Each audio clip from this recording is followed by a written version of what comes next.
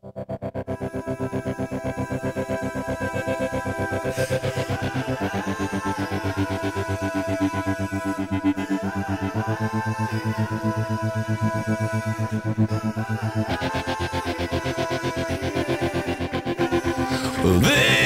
time,